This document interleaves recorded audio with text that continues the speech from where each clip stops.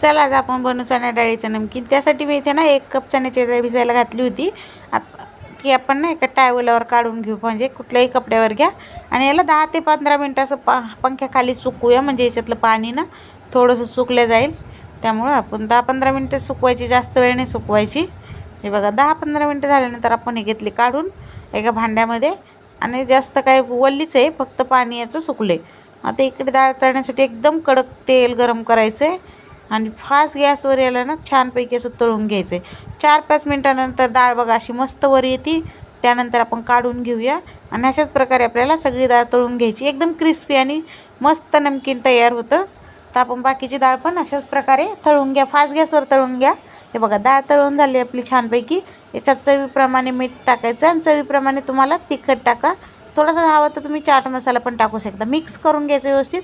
बघा डाळ एकदम क्रिस्पी जशी तयार झाली। तुम्हाला